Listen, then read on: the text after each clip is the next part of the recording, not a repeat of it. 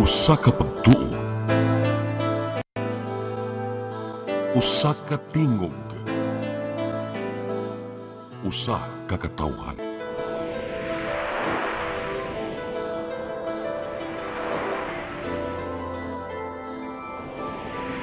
Cebu Catholic Television Network.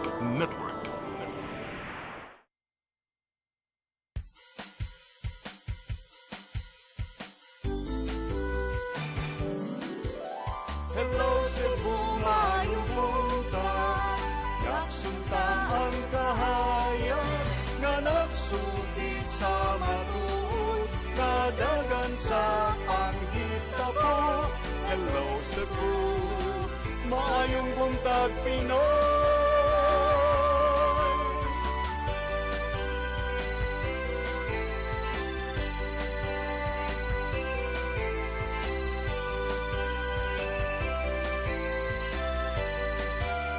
Ang katutulungan sa mga katawhan. Hello Cebu,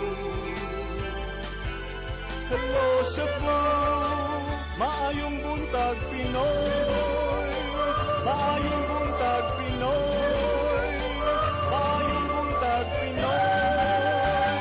Hello Cebu, may buntag Pinoy, adlaw karon nga Martes sa Mayo 26, tuig 2026. Sangan sa inyong mga regular program hosts nga si Malu Inocando Tabar o si Attorney John Destacamento nga inyong makauban karon taud. Ako na nga mulingkod alang sa inyong alang ning tulumanon kini si Gia Navarro maguban-uban ta hangtod sa alas 9 sa buntag aron pagpakisayod sa mga naguna mga balita dinhi sa ato og paghisgot-hisgot sa mga may nungdanong issue nga may labot ang lungsod ug ang katawhan.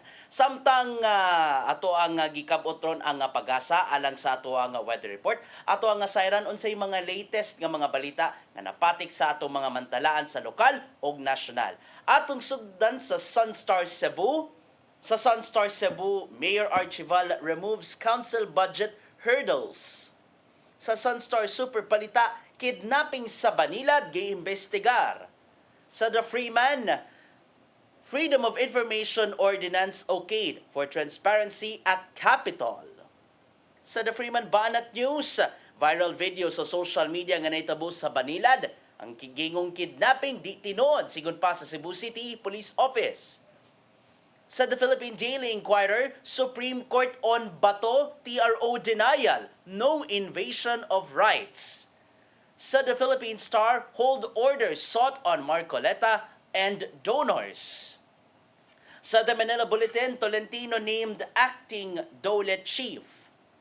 Og sa Tempo, Rescue Quest, 3 dead and 17 still missing in building collapse. Mga katong mga latest sa atong mga front pages gikan sa lokal ug nasyonal nga mantalaan. Sa ato pagbalik, ato ang sayran ang mga naguna mga balita nga nahipos gikan sa CCTN News Department sa atong pagbalik. Please stand by. Hello Cebu,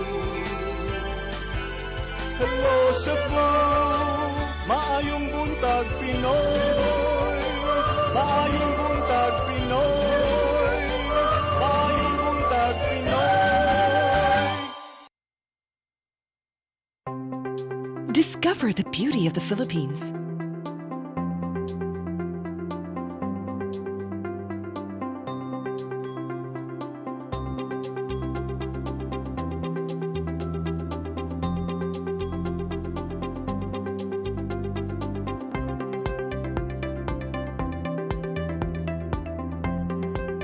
With Philippine Airlines, the country's flag carrier.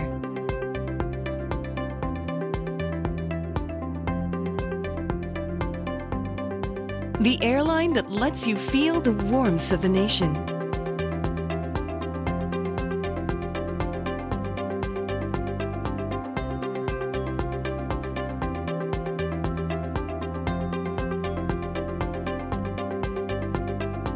Mabuhay!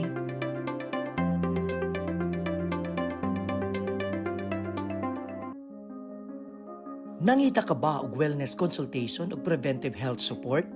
Ozone po will help, no? So, pinapapasok niya kasi po ang oxygen sa cells. So, there will be improvement po ng cellular function and reduction. When your blood are full of oxygen, well saturated with oxygen molecule, there are best out now. At imano nato ang atong kahimsog pinaagi sa husto nga konsultasyon sa lisensyadong doktor. Some people, they are well versed with nutrition, but for others, they have very little idea of what the basics of nutrition are. Kaya with ozone therapy, kung makakatulong ito para mag-shrink yung mga tumors natin. Para sa professional consultation o general wellness services, bisitaha ang Ozone Med Wellness Clinic branches sa Davao, Bacolod ug Cebu.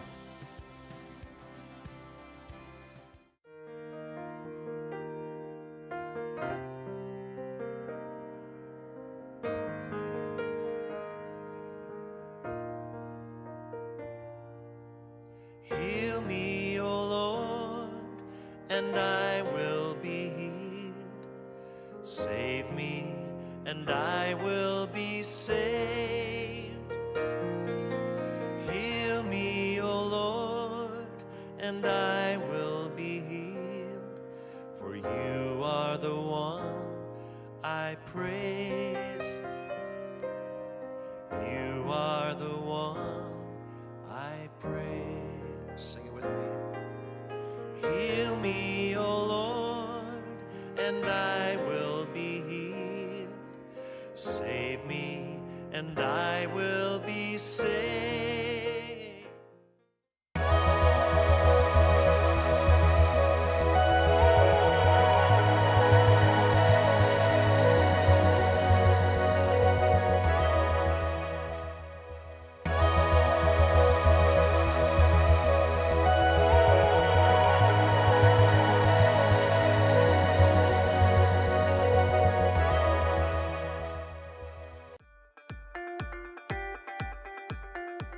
Congratulations! Nunito Tatay Dodong A. Lamchua, awarded as Cable TV Maverick, Father of Cable TV in the Philippines, given by Philippine Cable and Telecommunications Association Incorporated, PCTA, from Phil Products Group of Companies.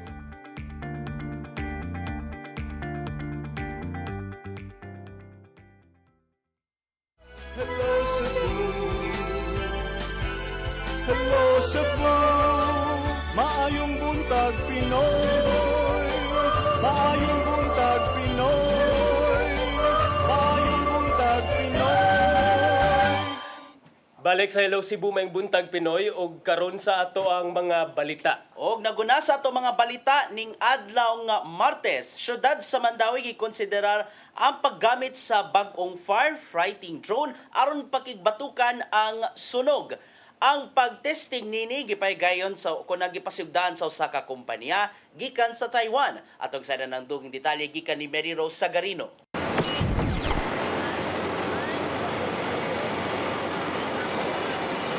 Gipahigayon kaganinang buntag ang testing sa firefighting drone at ubangan sa Mandawi City Hall. Gamit ang hose sa fire truck sa City Disaster Risk Reduction and Management Office, gikonektar kini sa drone og nibuga og tubig. Ang dakong drone gihimo sa kumpanya sa Taiwan, makalupad og gitas-on nga 100 meters og nagkantidad og 3 ngadto 5 milyones pesos matag usa. Ang maong firefighting drones gamit alang sa pagresponde sa sunog sa mga tag-as nga building. Matod ni Mayor Tadeo Junquiuano nga gikonsidera pa sa syudad ang pag-abang una sa usa ka drone sud sa usa ka tuig sa dili pa mohimo og long-term investment. Matod sa mayor nga ang bagong kagamitan pagbatok sa sunog makatabang alang sa Mandawi isip usa ka highly urbanized city. No, murag mo na among diha tapadong just to see kung magamit ba gyud nato. So, magamit ko na to sa city, being a highly urbanized city, niya daghang tag mga tagas na building dire na makatabang gid sa city. So, we're thinking out of the box now with the technology now na daghang-daghan sa tag mga balay, mga na masalbaro niya. Sa kasamtangan, ang City Disaster Risk Reduction and Management Office adunay ladder truck na makakabot lang og 35 metros. So mas mayo nang natayingan kay kung mas mayo nang nganit ang patanag kinahanglan kay umabot ang panahon nga kinahanglan tanan wala tayingan mo na gid na siya ato although naman sa adang sa fire code nga lapas for floors dapat na sa kagaling firefighting capabilities ket hinahanglan sa gitag naingani para sa atong patawag dato gyud nga dili lang gyud ta mo kumpiyansa. Gikalipay usab sa Bureau of Fire and Protection ang posibleng pag-abang ug pagbaton sa syudad. Sabutan og evaluate pa sa kagamhanan sa syudad ang proposal sa pag-abang sa drone sud sa usa ka tuig. Posibleng ang syudad ang unang makabaton niini sa Visayas. Mary Rose Sagarino, CCTN News. Sa laing bahin, normal nga supply sa kuryente sa Visayas Grid masinati karong Hulyo o Agosto. Kini mo'y pagbanabana sa National Grid Corporation of the Philippines kung mahuman ang pagpaayo sa mga napaw nga planta. Ang kasayuran ni hatod ni Gia Navarro. Nagpabilin sa yellow alert status ang Visayas Grid sa National Grid Corporation of the Philippines ning adlawng Lunes. Matod sa ilang forecast, ana sa 2,664 megawatts ang power supply nga kayang matransmit gato sa tanang mga konsumidor.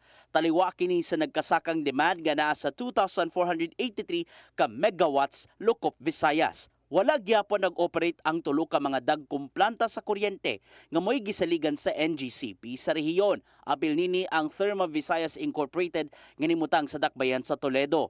Matod sa tigbaba ba sa NGCP nga si Michael Ligalig nga mumaayo amaw mga planta labing sayo sa buwan sa Hulyo o di baka sa Agosto aron makapadayon sa paghatag og supply. Maong nakita sa NGCP nga malibkas ang yellow alert status sa gayong mabalik sa normal ang operasyon sa mga apektadong planta. Doon na mag-start sa July. July to August, may timeline. Ilang ihatag nga hopefully makabalik na sila. Dan tungod usab kay dako-dako usab nawala sa atong grid karon kining dili lang tong tulo na pay another siyam. Bisan og nagpabilin ng yellow alert status, mahimong mopatuman ng NGCP og rotational brownout ngadto sa mahintungdang power utility companies ug cooperatives. Kini aron makapatuman sa mga kumpanya silang manual load dropping ngadto sa mga konsumidor. Sa mong paagi, mapanalipdan sa NGCP ang halapad nga power blackout sa rehiyon kadugayan. Normal naman ang atong operation unya walay problema ang sa side sa transmission nga side. So ang tanan natong transmission lines are operating 24/7 ang atong mga substations, but we cannot control po sa situation sa atong mga power plants na po na sila kagulingon nilang mga repair and maintenance. Momihangyo ang NGCP sa publiko og tumang pagsabot ning kasamtangang status sa Visayas Grid. Sa gihapon, nanawagan ang NGCP sa tanan nga magdaginod sa paggamit og kuryente ilabi na sa peak hours aron kalikayan ang gikabalak ang power outage. Gia Navarro, CCTN News. Whale shark watching dito sa lungsod sa Oslob naapektuhan sa nakalabay mga adlaw tungod sa plankton season. Anda usab ang Kapitolyo nga moabag kung adunay mga tabangonong nanginabuhi niini ani ang dugang kasayuran. Sukad sa nakalabayng simana, gikabalakan sa mga nanimuyo ug mga turista ang gingong wa pagpakita sa mga butanding sa lungsod sa Oslob. Gani dunay mga bisita ang dismayado sa wala pagpatimaw sa mga ubantugang whale sharks atol sa panahon sa ting bisita. Tungod nini, gihimakak sa local government unit ang sumbong sa mga turista ug mitataw nga nagkatag lang ang maong creatures sa ubang dapit. Sumapa sa abiso gikan silang tourism office nga posibleng nitumaw sa ubang mga silingang barangay ang maong mga butanding tungod lang sa plankton season. Gikumpirma usab di Provincial Tourism Officer Rowena Montisilio nga dunay mga panahong panagsalang napakita ang mga whale sharks sa Oslob gumikan usab sa pagpangita og ilang kaunon. Imo pa kung ibutang ang atong activity din ha galore raman ta, di ba no? We want them nga duol siya sa mga tao. But ang nature manggod niya is mangita manggid siya og iyang pagkaon. So naanad lang gid ta nga moanha gid siya because of the food that we give it. Paday nino ng monitoring sa Provincial Tourism Office ngadto sa ilang counterpart sa lungsod sa Oslob. Ablian pagbalik sa Martes ang whale shark watching sa mga lungsod subay sa tinguha nga mobalik ra kadugayan ang maong mga butanding. Andam hinon ng Kapitolyo sa pagtabang kung ugaling na yung mga tour operators nga apektado tungod lang sa panagsala nga pagpakita sa mga butanding sa kasamtangang panahon. Gikan kini sa alternatibong matang sa panginabuhian ug uban pang matang sa hinabang. We are here open, no? Not only for tourism, but other types of livelihood, we can always partner with DTI, with TESDA, kung unsay angay o gusto sa mga katawhan sa community. Si Governor Pam, gusto gid siya nga dili gyud mawagtangan og trabaho ang atong mga community. Ian Navarro, CCTN News. Sa pagpadayon sa itong mga balita, kagamhanan sa probinsya sa Sugbo may pahimangno sa publiko ug mga turista. Kabahin sa pagdagsa niining mga jellyfish kung bukya nga posibleng makarisgo sa kinabuhi sa tao. Ang kasayuran nihatod ni RV Veloso. Tungod kay Summerman, uso ang pagpangaligo o pag-refresh sa kaugalingon sa water activity sama sa pagkaligo sa pool o dagat. Apan tungod ning panahuna, uso sab ang pagpakita sa mga jellyfish o sabay sa kadagatan. Nga kun mataptan ang panit, magkatul, mamuwa, maglisod o ginhawa o posibleng moresulta sa mas grabe nga epekto sa lawas. Ang kagamhanan sa probinsya sa Sugbo naghatag kini og giya sa publiko aron masiguro ang kaluwasan sa mga ligo. Lakip sa mga unang buhaton aron nga matambalan ang labtik sa gaway niini, mao ang dali nga paghawas sa tubig. Gamitan og tubig dagat ang paghinlo sa samad. Ingon man ang paggamit og tweezers, gloves ug tumoy sa card aron matangtang ang tentacles o gaway niini. Aron nga maminosan usab ang kahapdos sa panit, mahimong ihumol ang apektadong parte sa init nga tubig sulod sa 20 ngadto sa 45 minutos. O galing maglisod o ginhawa, maghuot ang dughan, malipong, makuyapan, magsuka o magsakit ang unod, gikinahanglan kining dadon-dayon sa duol nga tambalanan. Nasayran nga niadtong Mayo 19 gipebaw sa Municipal Disaster Risk Reduction and Management Office sa lungsod sa Argao nga dunay mga nakit-an nga jellyfish sa baybayon niini, lakip na ang pantalan sa lungsod. Hinungdan nga giawhag ang publiko nga dili hikapon ang mamakita nga jellyfish, ilabi na kadto nga gagmay nga kuntan-awon daw patay na. Samang sitwasyon usab ang nabantayan sa lungsod sa Mualboal sa miaging buwan, hinungdan nga temporaryong gipahunong sa maong lugar ang island hopping o snorkeling activities sa mga ligo sa maong higayon. Subay ni ini giawhag sa kagamhanan nga ning summer season, importante nga mahimong safe samtang nag-enjoy usab sa mga tourist destination sa probinsya sa Sugbo. RV Veloso, CCTN News. Sa ato katapusang balita karong buntaga, ang PNP adunay person of interest sa video nga mikatap online bahin sa giingong pagpanagit sa duha ka mga lalaki sa ka parking lot sa barangay Banilad ning syudad sa Sugbo. Ang maong person of interest apil sa video nga gidagit sa mga tawo nga sakay sa puti nga van o Toyota Vios. Ang kasayuran nito di Arnold Bustamante.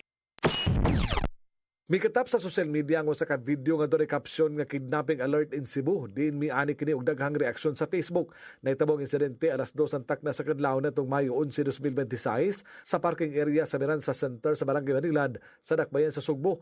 Apan na post ang maong video kagabi Mayo 24, 2026. Makita sa video ang usa ka puti nga sports utility vehicle kun SUV ug dunay duha ka mga tawo nga nagistoryahanay sa gawas niini. Ang nakatalikod nga nakuon og lawas nga nakakalo ang dunay gikaistorya siyang cellular phone ug pipinagagutlo ang usa ka auto nga color gray nga nagparking duol sa guardhouse. Hinahinay ni nga miatras og mipaingon sa ilang nahimutangan dungan sa pag-abot sa usa ka puti nga van. Nanggawa sa mga sakay sa auto ug van nga gibanabana nga naa sa 5 ngadto na sa 8 ka mga tawo gipugo sa pagpasakay ang duha ka mga lalaki. Usa kanila giila nga si Glenn. Dali nga mibiya sa dapit ang van ug ang auto nga gihulagway nga usa ka Toyota Vios nga dunay plate number nga JAQ 8686 samtang ang usa ka lalaki ang mimaneho sa puting SUV. Mihimo dayon og imbestigasyon ang Mabulo Police Station sa pagpangulo sa hipirini nga si Police Major Eric Hingoyon aron masayran kung unsa ka tinuod nga dunay nahitabong kidnapping. Matud ni Hingoyon nga gidamatod pa si Glenn sa mingaw nga lugar sa Dakbayan sa Naga na pagka-alas 5:30 sa kadlawon sa Mayo 11, 2026 ug didto siya gihagbong nga nakatabon ang ihaga duha ka mga mata. Dali nga miadto sa Naga City Police Station ang biktima apan wala magpa-blatter sa insidente ug gigulang kini nga narawag siyang asawa aron dito siya kuhaon. Gibutyag ni Glenn sa investigasyon sa Mabulo Police Station nga ang iyang gikaistorya nga nakita sa CCTV camera nga apil sa gipugo sa pagpasakay sa puti nga van mo'y utok sa mga pagdagit kaniya. Ingon si POI nga nagpaabot lang siya sa iyang asawa nga i-transfer ang kwarta para ihatag niya ni victim, pero imbes na kwarta ang moabot kato nung van nga puti o ang Vios nga murag gray mao inaabot. So mo to makita ninyo sa video nga nay alleged na abduction nga nahitabo. Si POI mo to ang kauban ni victim sulod sa Natingala matod pa kini kay nganong siya lang aga gidalasan naga samtang ang maong lalaki gibilin sa dakbayan sa Sugbo. Tungod nigila karon sa Mabuno Police Station nga person of interest ang maong lalaki. Gipasabot ni hinguyon sa mga sakop sa media nga ang biktima nga si Glenn o sa kini ka negosyante o gingong dealer kining second hand nga mga sakinan. Samtang ang person of interest o sama usabong negosyo nga matod pa buy and sell og sakinan. Tulo ka buwan ang nakalabay ang person of interest miduol kini kang Glenn nga dunay siya iprenda nga duha ka sakinan nga mao ang Nissan Terra ug usa ka Toyota Innova sa kantidad nga 1.8 milyones ka pesos. Si Glenn ang nangita og financier nga modawat sa duha ka mga sakinan nga iprenda ug doon na kini interes nga 50,000 pesos matag buwan. Tuod man nakakita og financier si Glenn ug gibayaran si person of interest sa kantidad nga gibungat niini apan sa dihang kinahanglan na nga lukaton ni hangyo matod pa kini nga mangita og laing financier kay yan usab ning nga iprenda ang mao nga sakinan aron makabayad siya sa 1.8 milyones ka pesos sa una niyang giprendahan niini. Misugot matod pa si Glenn apan gipaninglan una niya ni sa 150,000 pesos ka interest sulod sa tulo ka buwan nga gisanong usab ni person of interest apan sa dihang ipa-bank transfer na matod pa nini ang bayad nga 150,000 pesos kalit lang nga nangabot ang puti nga van ug ang gray nga Toyota Vios ug gipugos sila sa pagpasakay niini. Nagduda si hinguyon nga ang person of interest ug ang mga abductors managkailara ug ilang subayon kung doon na bay dakong grupo nga nagpaluyo niini. Possible sir nga kaila ang victim sa mga alleged nga abductors, possible. Pero si POI ug si victim is kaila gid sila. Kay naman sila transaction prior 3 months ago mao tong nagprenda sa iya og Nakip silang ipangsubay kung ang person of interest na bigit ba sa modo sa mga karnaper nga rent tangay o rent sangla. Pinagi sa pagigalayon sa Highway Patrol Group 7. Ang biktima nga si Glenn uban sa iyang asawa mibisita sa Mabuno Police Station aron formal nga pasakag kaso sa mga nalambigit sa pagdagit kaniya. Giklaro sa Mabuno Police Station nga isolated lang ang nahitabo sa Barilan ug dili kini hinimuan sa mga notadong kidnapper din manguha na lang sa ilang biktimahon sanglit ang dapayan sa Sugbo o sa kamalinawon nga syudad. Arnold Bustamante, CCTV News. Magkato mga balitang nahipos gikan sa CCTN News Department inyong nakita sa Saire 47 matag alas 5 ang to alas 6 sa gabi og sa atong pagbalik attorney. Sa itong pagbalik giyan atong isgutan ang makasikas didto sa kauluhan, especially ang development sa kaso ni Senator Bato de la Rosa ug ang giingon nga fake news nga nahitabo diha sa Senado. Kana og uban pa mga isgutanan sa among pagbalik diha lang mo. Hello Cebu, hello Cebu, maayong buntag Pinoy, maayong buntag Pinoy, maayong buntag Pinoy. Discover the beauty of the Philippines.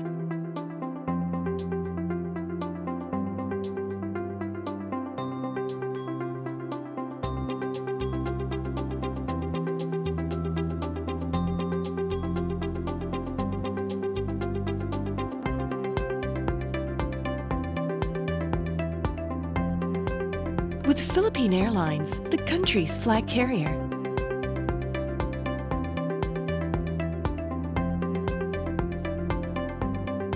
The airline that lets you feel the warmth of the nation.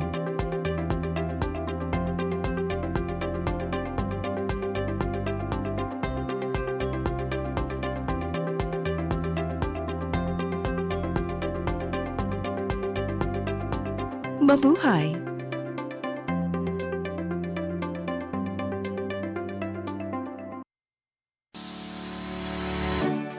Looking for the best internet deals in Negros Oriental? Field Products Negros is here to bring you fast, reliable, and affordable internet with plans made just for you. For as low as 899 pesos per month, enjoy speeds of 50 Mbps, perfect for streaming, working, or studying from home. Need more speed? No problem. Get 100 Mbps for just 1,199 pesos. 150 Mbps for only 1,499 pesos, or our fastest plan, 400 Mbps for just 2,399 pesos per month. Plus, you can add over 100 cable TV channels to your internet plan for just an additional 100 pesos per month. That's entertainment and lightning fast internet all in one. Enjoy no installation fees and start today with a 1,000 peso customer deposit. Call us now or visit our website to sign up with the Phil Products Negros. You get internet that's affordable, reliable, and local. Phil Products Negros, bringing you closer, faster. Call us at 0917-631-5240 or visit our website www.philproductsnegros.net or our Facebook page, Phil Products Dumaguete. Subscribe now.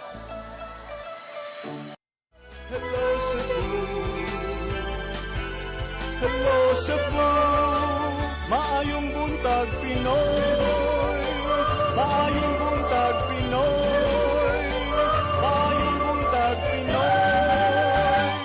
Balik ta sa Hello Cebu, may buntag Pinoy, kauban ninyo si nilang attorney John Destacamento o si Gian Navarro.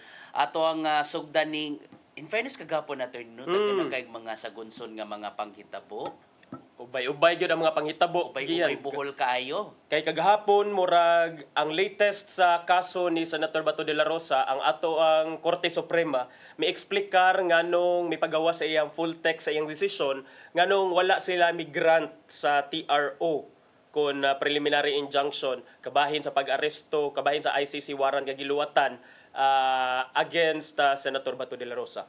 And sa inyo makitaan sa to ang social media graphics card gikan sa Rappler. Money sila ang mga sakop sa Korte Suprema kinsa nga nibutar or kinsa ang nibutar aron dihatagan og temporary restraining order ang ICC warrant ngadto kang De La Rosa og dunay mga sakop nga hatagan og TRO. So ang mga kinsa man nibutar ang mga ni-deny sa TRO giyan. So ang usa sa mga ni-deny sa TRO ang mismong Chief Justice si Chief Justice Alexander Hesmundo, unya kuyog niya silang Senior Associate Justice Marvic Leonen, na sab si Associate Justice Samuel Gaerlan, Associate Justice Alfredo Benjamin Kagiwa, Associate Justice Rodil Salameda, and ang mga Associate Justices nga silang Joseph Lopez, Maidas Marquez, Maria Filomena Singh ug Raul Villanueva. Samtang ang mga Associate Justices nga nibutar aron hatagan og TRO si Bato, mao silang Associate Justices Ramon Paul Hernando, Amy Lazaro Javier, Henry John Paul Inting, Ricardo Rosario Antonio Co. Jr. Samtang ang wala ni butar na ng panahon na mao si Associate Justice Hapar Di Maampaw. Sa ato pagiya 951, siyam ang ni-vote aron i-deny, ibasura ang petition for TRO ni Senator Bato. 5 ang ni-butar aron kini ihatag ang TRO, niya usa ang ni-abstain. Pero kay siyam man ang ni-deny, so majority wins. Majority wins. Sinungdan nga nakita gyud sa hinakita gyud sa Korte Suprema nga wala makakuha og TRO ang kampo ni De La Rosa og status quo ante order aron matud pa panalipdan siya gikan sa pagsikop kaniya sa mga international bodies. Ilabi na nga una nakaung-ong na karon ang warrant of arrest from International Criminal Court batok ni De La Rosa, unya duna pay immigration lookout bulletin order ngadto sa maong opisyal. And sa ako nakita attorney on the papers karong adlaw, nakita sa mga associate justices nga walay klaro nga rason or walay klaro nga basehan nganong kinahanglang panalipdan ang maong pinangitang senador attorney. Kaya to explain sa to ang mga tanaw giyano nga kung if you go to court and seek a remedy before the court, panalitan si Senator Bato de la Rosa, he wants the Supreme Court to give him a remedy that is called TRO or Temporary Restraining Order. Pero before ni i-grant sa court, Gian, the court has to make sure, Gian, nga na-follow ang mga requisites sa pag-grant og temporary restraining order. And what are those requisites? There are 4. Primero, dapat ma-establish niya nga naa siya katungod, nga naa siya right in esse ang tawag ana. Ikaduha, nga ma-establish niya nga ang kana nga katungod is gi-invade or gi-violate kana nga katungod. Ang ikatulo, because ana nga violation or because sa napipinto or pending nga violation or padung na sa i-violate, dunay makakosag irreparable injury. Okay? Makakosag irreparable injury og ang ika-upat Gian nga requisite, I think kay wala nay lain nga remedy nga paspas dinalian og sufficient nga remedy kaysa anang TRO maong mungayo nang gyud siya TRO. So, ingon sa Supreme Court na ba kay right? Wa man kay right. Kay nganong naamang kay clear or and unmistakable right. Wa man nimo na-establish unsa ang imuhang katungod nga in fact ang presidente niingon nga wala may dili man sa dakpon. Wala man and nakita man gani base sa gipagawas ka dokumento even during the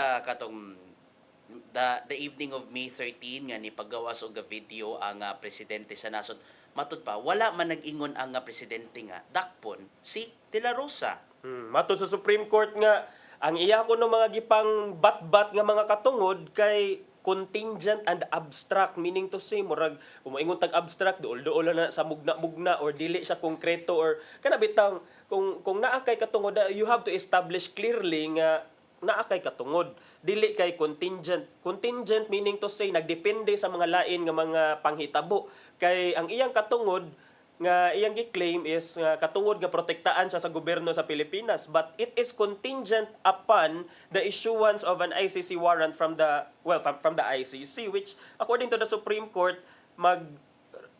base man siya sa complex legal issues. So kana siya nya wala sad kuno gi-invade ang iyang rights or gi-violate iyang mga rights Gian kay in fact yatagan siya protective custody sa Senado nya ingon sad si President Ferdinand Bongbong Marcos niadtong May 13 in a Facebook live stream nga walay direktiba ang national government nga arestuhon siya. So asa man diha ang invasion of rights? And tungod ani no, na usa ka quote card nga nakuha gikan sa desisyon actually sa gipagawas ga dokumento kagahapon na Attorney Jan dana ang explanation sa mga associate justices nganong ilang gideny ang TRO according to Associate Justice Alfredo Benjamin Kagiwa. Kani si Kagiwa atong balikan si Kagiwa kay he was one of those who unsa man did he voted yes or no to grant the TRO. Siya ang usa sa mga nibotar nga ni deny sa TRO ni De La Rosa. Okay, and unsa may giingon ni Justice Kagiwa, Sir Gian? Quote unquote, this case will define the court. For too long, power has found ways to outrun justice. It has hidden in office, in influence, in violence, and now in the language of due process. That ends here. The court cannot become a refuge for impunity. It has always been and must always remain where justice refuses to yield. So it seems nga gi-share gid Attorney Jan no ang ilahang panahom, especially to those who vote nga i-deny ang TRO, nakaingon nga, oy, nganong kami man inyong problemahon? Don't tell me, kami hinuon ang inyong dangpon. Ilabi na nga ikaw nga pinangita sa balaod, gumikan lang sa giingong pag-deprive sa katungod. Kwato may numduman mga kaigalaan no, nga si Bato de la Rosa, alang sa mga just now lang diha, anong gipangita manggod si Bato, siya manggod ang usa sa mga co-perpetuators sa dugoong drug war campaign atol sa pangatungdanan ni kanhi Presidente Rodrigo Duterte og sa dihang mayor pa si Duterte dito sa Davao City, din gipatuman ang dugoong matang sa dugoong matang sa kampanya batok ginadiling drogas kung diin during his presidency si De La Rosa ang nipatuman sa manato katong PNP chief siya na time, Sir Gian. PNP chief na ng panahon na og diyan nag-replicate tibok nasod ang ilahang tukhang system.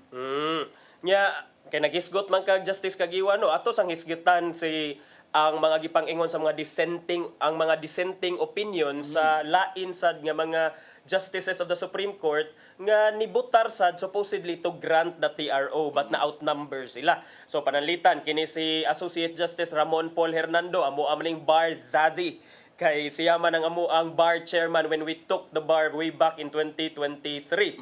So he voted to supposedly grant the TRO kay matod niya there is no domestic judicial process authorizing the arrest or surrender. Pasabot, mato ni Justice Hernando, wala man gud tay mga local nga proseso, judicial processes like the court has no judicial process nga nag-authorize sa arrest or surrender. Kabahin sa ICC mo na iyang giingon niya.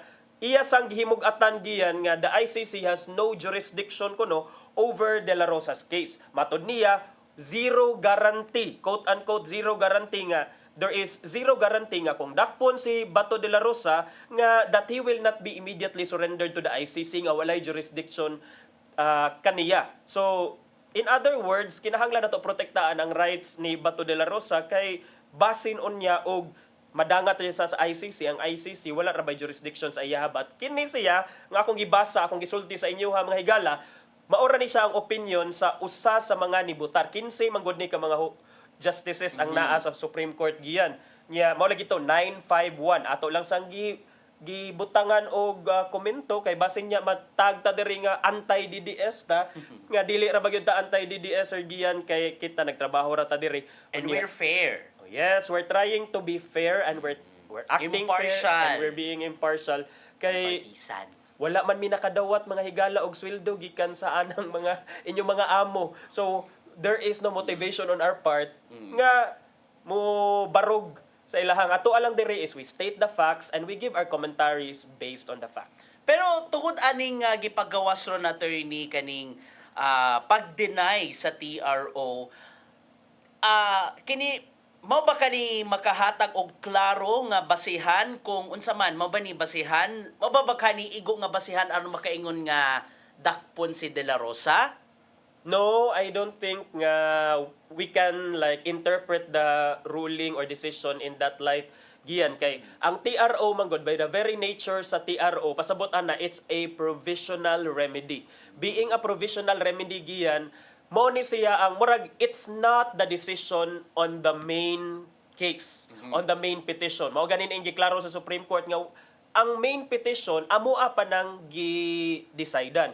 Pero ang kani magong TRO once you the very nature of TRO is dapat paspas siya kay inig-file nimo mao day unahon og tan-aw do na bay request for provisional remedy ang ni file kay mao day atong resolba dayon kay mao itong gibasa gaganina Sir Gian nga dapat matoy makakos siya irreparable injury. O para di siya makakos og irreparable injury maong so, at the fastest time iresolba siya but the Supreme Court clarified mga higala nga kining decision sa TRO is separate and distinct from their decision or would-be decision in the main petition. If you ask me, Sir Gian, if that gives us a clue on whether how they might vote in the main petition, I think yes, it might give us a hint because more or less naa naman dito ang mga marag na-touch na ang mga ginagmay but we'll see.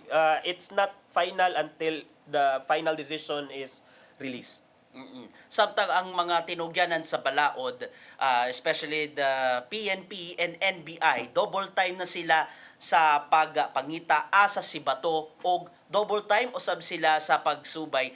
Unsaw nila kun ugaling mahitabo man ang pagsikop ni Bato nga una kanang walay nahilabtan nga katungod o ikaduha walay bisan unsang kinabuhi ang maapektuhan. Yes. Kay ilabi na nga so mapasagingon sa NBI nga armed and sa to armado, armed and dangerous si De La Rosa sa kung ugaling madakpan man siya kun asa man kuno galing matultulan man sa mga otoridad kung asa og moabot man ang panahon nga dakpon si Bato. Oh, bahin anang armed and dangerous unsay ingon ni Attorney Jimmy Bundok. Let me be the one na mudawat sa arrest. Ingon siya nga, no, dili man si Senator Bato de la Rosa ang armed and dangerous. It is the NBI and the police man kuno ang armed and dangerous. Ay manitistingan ron kung unsaon kahan kung i-compare na nato ha sa netabo ni kani Presidente Duterte kay kuan man to, malinawon man to, wala may gubot ganay tabo. Unya kay nasubliman, unya si Bato naman si Senador Bato naman ang gipangita. Mao nga careful na gyud ron ang isig kahabig. Ang habig sa mga otoridad o ang habig nilang De La Rosa nga walay na touch or walay na hilabtan nga or walay na deprive nga katungod kay kani medyo makutigid ni attorney. Pero ako unsam day gusto ni Attorney Gian, dili na lang pagdadon og pusil ni mga pulis og NBI, ato na lang sa padadon og kuan na lang Gian. Batuta. Kining ko batuta na lang. Kay para dili armed. Armed ang gyapon ang batuta. Armed gyapon. Pero di sa mano-mano. Mano-mano. Pina-arnis. Pina 12 pares. Ana na lang siguro ang gusto. Kay dili man gusto nga armed and dangerous kay by the very nature of their job, I think they have to be armed. But whether they are dangerous, I think that's still contestable, that's still debatable. But the police, they enjoy the presumption of regularity in sa paghimo sa ilang mga trabaho, basta in the ordinary lang dispensation of their job. So, in the absence of proof nga kuan sila, ilahang giabusaran ang ilahang katungod, then that's the time makaingon ta nga ilahang murag they have to face something nga kaso, but they always enjoy the presumption of regularity in their job. Maniato ang atangan sa mosunod pa mga adlaw. Napatay gamay. Ilakbit. Napatay gamay nga ilakbit. Okay. Pero ato gyapon ang bantayan kung sa man ang development sa pinangitang si Senador De La Rosa busa tutok lang mo diri sa CCTN 47. And from another issue to another hot issue na unsa maning from one senador to the next senador. To the next senador. Senadora. Oo, na tingala naman ang mga kaubanan sa mayorya nga, nganong niabot naman sa punto nga adto naman gyud sa plenary ipakita ang fake news. Unsa man ang fake news ikaw sa digiyan. Wani mo gisulti fake news, di ra ba may motoo basta way ebidensya. Ay, kayon saon man god si Senador Amy Marcos kagahapon Attorney John during her privilege speech nalde siya giandam nga video presentation kung diin iya nahang gibutiyag nga matod pa according sa iyang giandam nga speech nga plano ni Presidente Ferdinand Bongbong Marcos Jr. nga patasan pa ang iyang termino pinaagi sa charter change.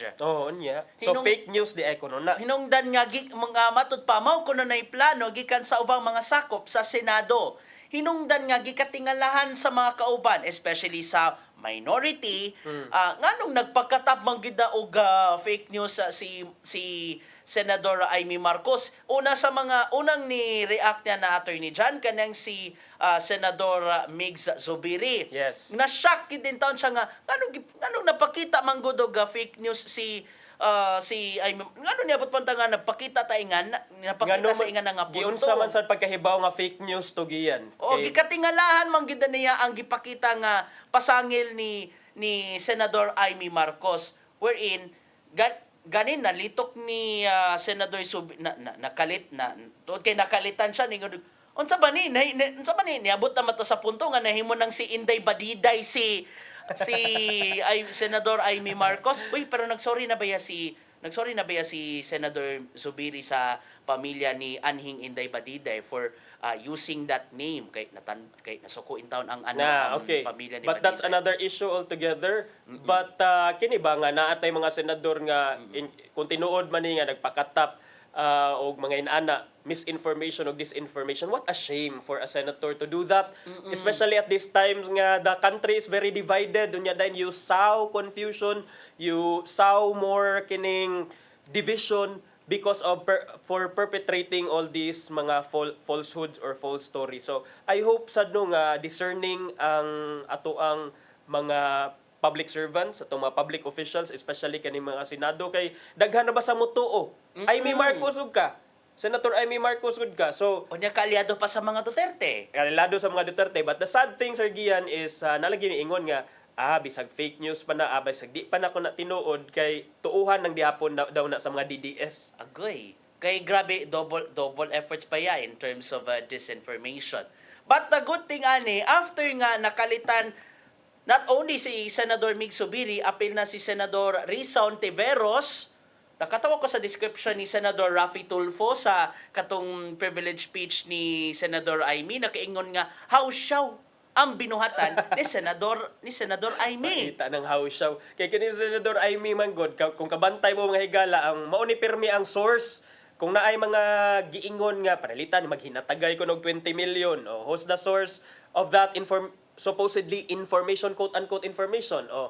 Si Senator Aimee. Unsa pa to mga lain nga mga gipang tribukar nga against the administration, kinsay source usually si Senator Aimee Marcos. But mo lagi na, let's be discerning. Let's not stop by just listening or hearing the sound bites kay nindot magod kay paminawon nga panghatagan og 20 million, gustong charter change ang pangu, ang presidente because gusto niya extend ang term or naa siya mga lain nga.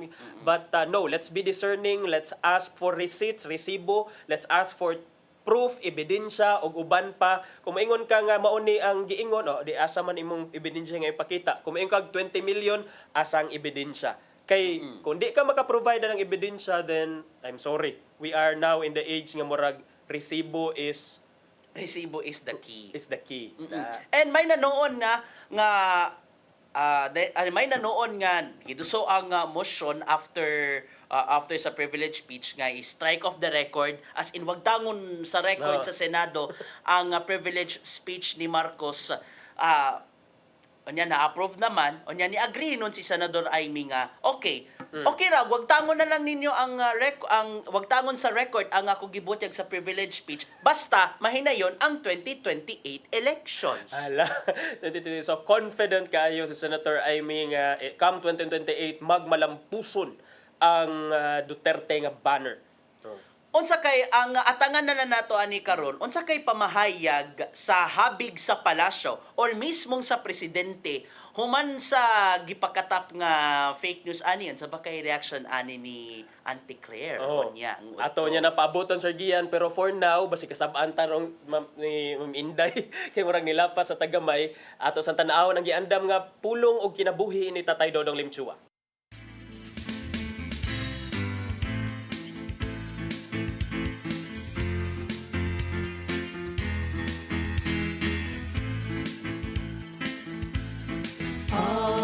Pulong mo ang diwat sa dalan ko. Ang Ginoo dunay plano alang kanimo. Ug tinguha niya nga magbalipayon ka sa imong kinabuhi. Dili siya buot nga mahimo kang miserable ug kanunay bugat ang imong gibati ug puno sa discouragement. Apan ang maayong balita mao kini. Ang imong kinaiya ug outlook sa kinabuhi mahimong mausab kung ihangad mo ang imong mga mata sa langit ug mututok ngadto sa Ginoo lamang. Iya kang hawason sa imong kahimtang. Sa Salmo 3:3 nag-ingon, apan ikaw ug Ginoo ang taming ko kanunay sa mga katalagman.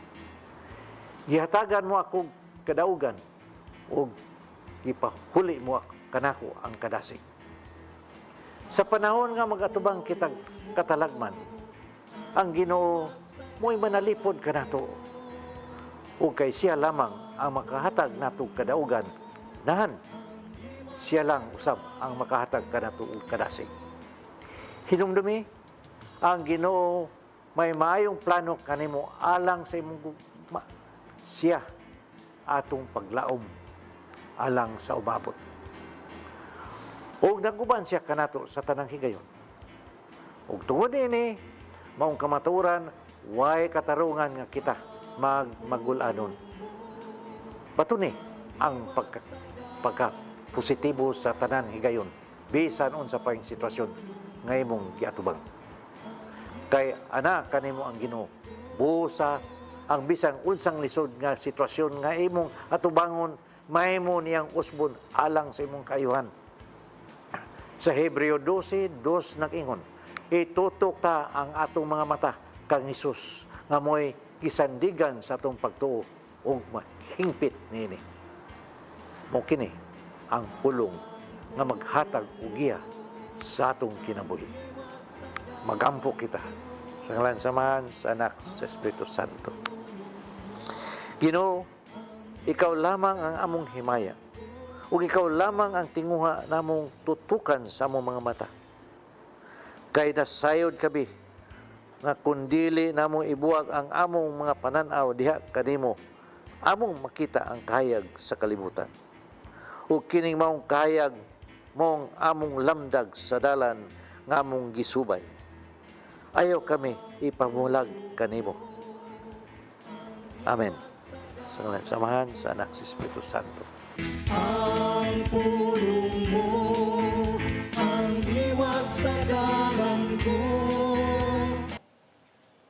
Pulong ang kinabuhi ni Tatay Dodong Limchua may nagpupo sa atong tulumanon. Daghang salamat sa Philippine Airlines. Thank you Archbishop Alberto Uy, Nanay Diana Limchua ug Tatay Dodong Limchua. Salamat sa atong news manager, Sir Dennis Tabar, at ang mga kauban sa TUC, silang Kuya Robert, Ati Inday, Matbat, Maybell, and Joanne. Sir Rodel, Sir Raymond ug Sir Ferdy, salamat. Daghang salamat sa inyong pag-uban-uban kanamo gikan alas 8 hangtod sa alas 9 sa buntag. Sa ngalan sa inyong regular host nga si Malu Inocando Tabar, ako si Gia Navarro. Ako si Attorney John Destacamento. See you all tomorrow. Dili sa inyong paboritong tulumanon nga Hello Cebu, Mayong Buntag Pinoy. Hello